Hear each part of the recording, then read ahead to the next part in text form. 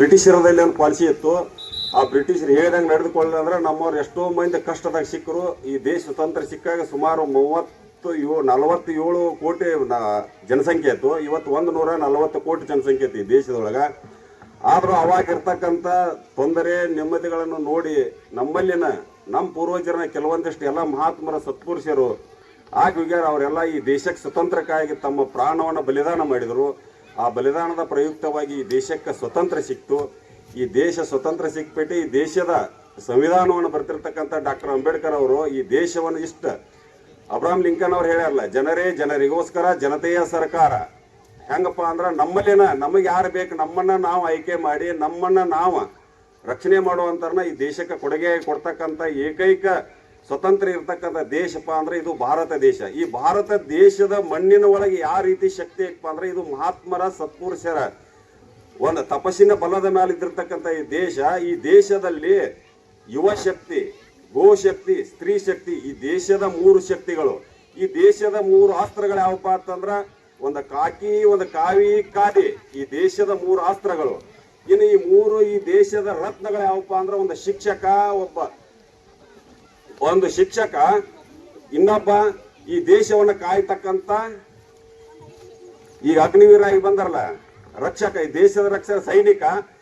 ಮತ್ತ ಇನ್ನೊಬ್ಬ ಯಾರಪ್ಪ ಅಂತಂದ್ರೆ ಈ ದೇಶವನ್ನ ನಡೆಸಿಕೊಂಡು ಹೋಗತಕ್ಕಂತ ಒಬ್ಬ ಕಾರ್ಮಿಕ. ಈ ದೇಶವನ್ನ ಈ 9 ರತ್ನಗಳಿಂದ ಈ ದೇಶ ಬಲವಾಗಿ ನಿಂತೈತಿ. ಅದಕ್ಕಾಗಿ ನೀವುಗಳೆಲ್ಲ ಈ ದೇಶದಲ್ಲಿ ಹುಟ್ಟೇವಪ್ಪ ಅಂತಂದ್ರೆ ಒಂದು ಪುಣ್ಯದ ಇಷ್ಟು ನನ್ನ 4 ಮಾತುಗಳನ್ನ ತಮ್ಮ ಪಾದಡಿಗಳಲ್ಲಿ ಸಮರ್ಪಿಸಿ ಬಲೋ ಭಾರತ್ ಮಾತಾ ಕಿ, ಬಲೋ ಭಾರತ್ ಮಾತಾ ಕಿ.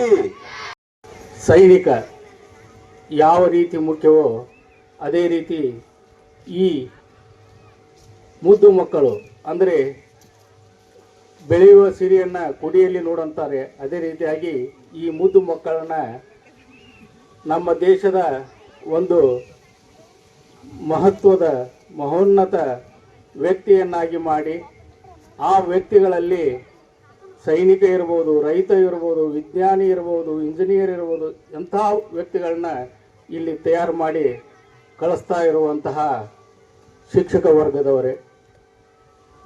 ನಮಗೆಲ್ಲರಿಗೂ ಸ್ವಾತಂತ್ರ್ಯ ದಿನಾಚರಣೆಯ ಹಾರ್ದಿಕ ಶುಭಾಶಯಗಳು. ನಾನು 80 ವರ್ಷ ಕಳೆದಿವೆ. ಆದರೆ ನಿಜವಾಗಲೂ ನಾವು ಸ್ವತಂತ್ರವನ್ನು ಪ್ರತಿ ದಿವಸವೂ ನಾವು ಅನುಭವಿಸಬೇಕಾಗಿದೆ. ಯಾವಾಗ ಹೆಣ್ಣು ಮಕ್ಕಳು ರಾತ್ರಿ 12 ಗಂಟೆಯ ನಂತರ ಒಬ್ಬರೇ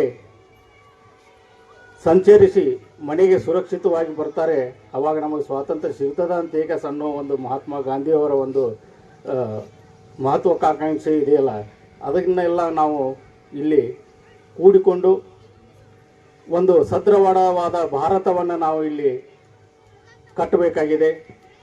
ಆ ಒಂದು ಸದೃಢವಾದ ಭಾರತವನ್ನು ಕಟ್ಟಬೇಕಾದರೆ ಯುವ ಪೀಳಿಗೆ ಮುಂದೆ ಬರಬೇಕು.